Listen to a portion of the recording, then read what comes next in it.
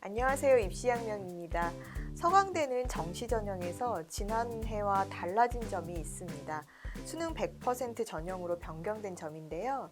오늘은 서강대 정시 합격 사례를 살펴보도록 하겠습니다. A 학생은 국어와 영어는 2등급이었지만 수학과 탐구는 모두 1등급을 획득했던 학생입니다. 특히 수학은 해당 연도의 만점자 표준 점수가 139점이었는데요.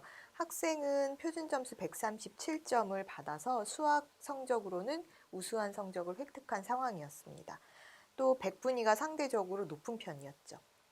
A 학생의 성적을 살펴보면은요, 2019학년도에 이제 수능을 치렀었고, 국어가 표준 점수를 131점으로 2등급, 수학 나형이 137점으로 1등급, 생활과 윤리가 63점으로 1등급, 사회문화가 65점으로 1등급, 영어 2등급, 한국사 2등급이라는 성적을 취득했습니다.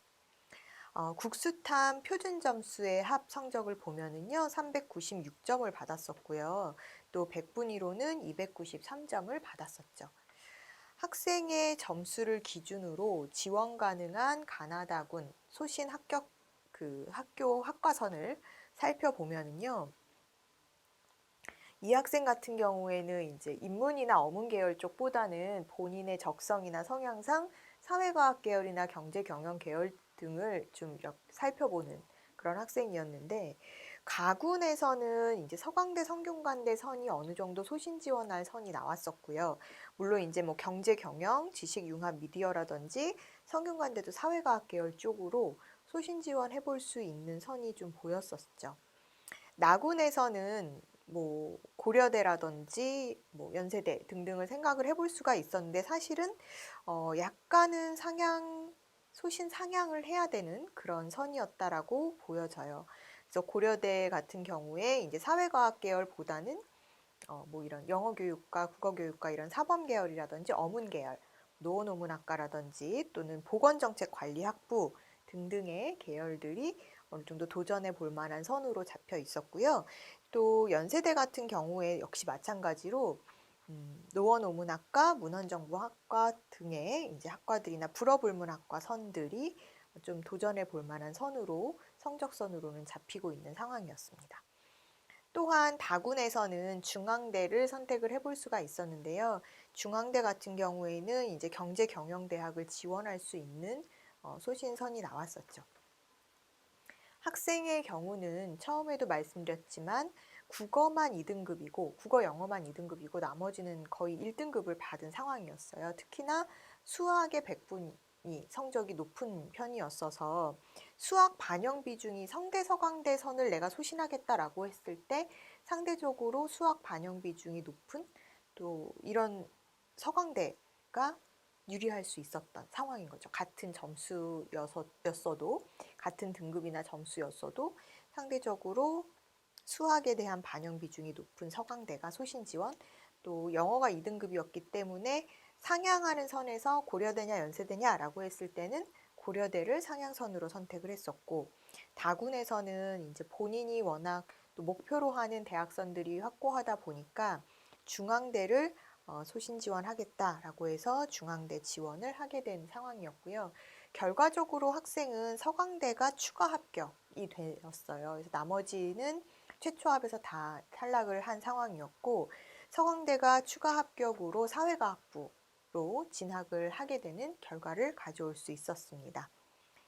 2020학년도 모집 요강에서 서강대가 지난해와 달리 좀 달라진 부분이 있다라고 초반에 말씀을 드렸었는데요. 2019학년도의 서강대는 수능 90에 학생부 10%가 반영되는 형태였어요.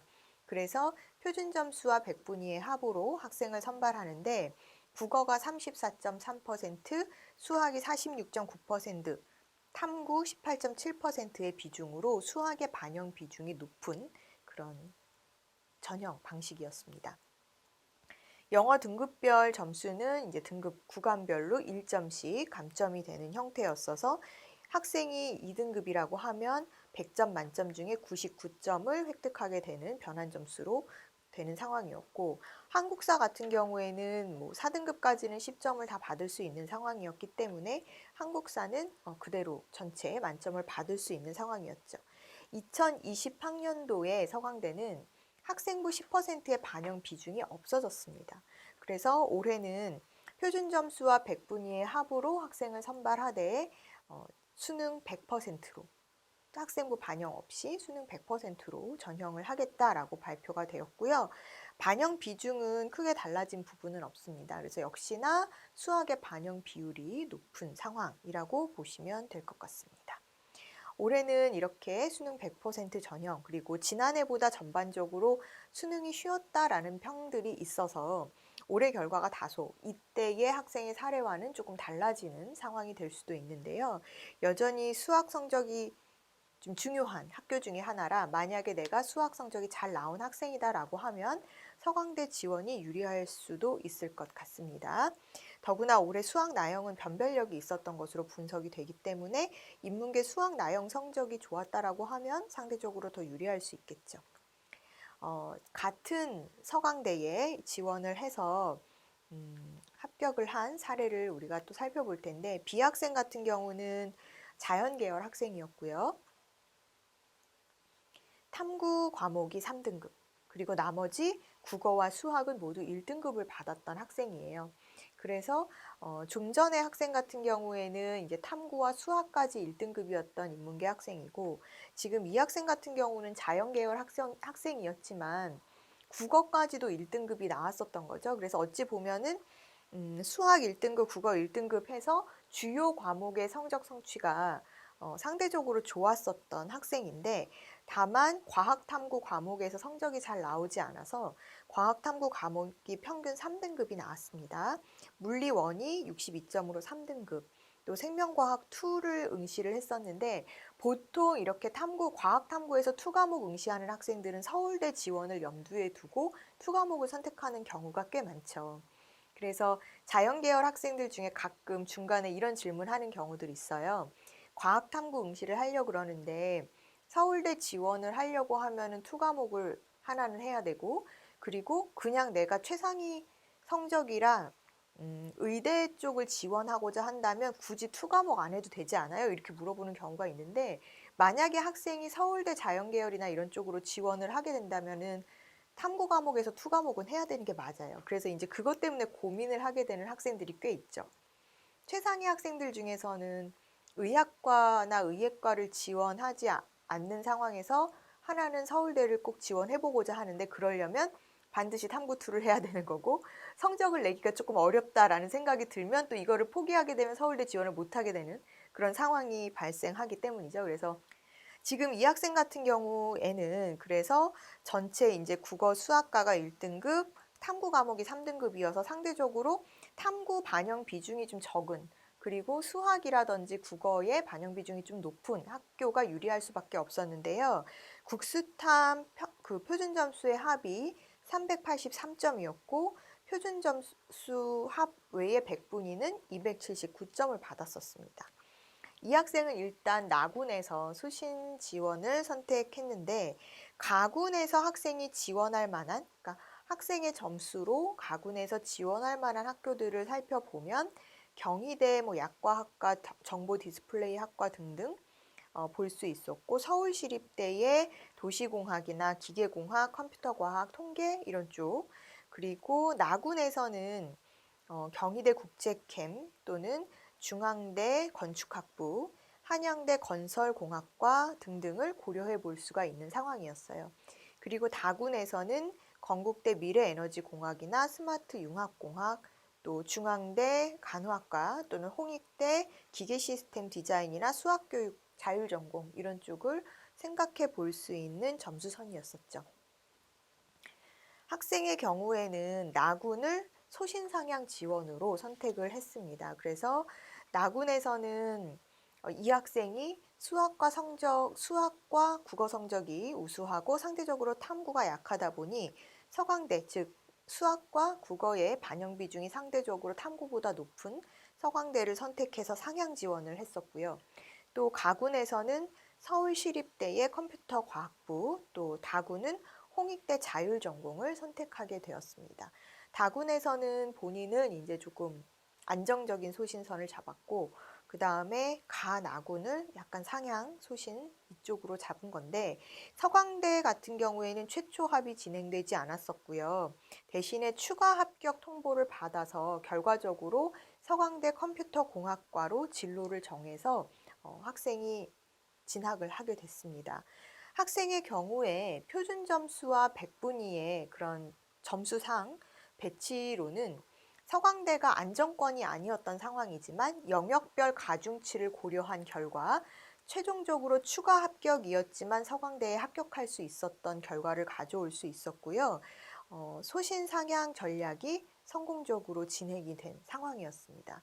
이렇기 때문에 우리가 뭐 배치 점수나 가배치 같은 경우에는 학교별 반영 비중이라든지 이런 부분을 다 적용시켜서 보는 것은 아니잖아요. 그래서 일단 내가 일반적인 배치 점수 상으로 지원 가능한 선을 보고 거기서 몇 개 학교나 학과를 선별해서 각 학교나 학과의 비중, 영역별 가중치 이런 것들을 따로 따져보는 노력이 좀 필요해요.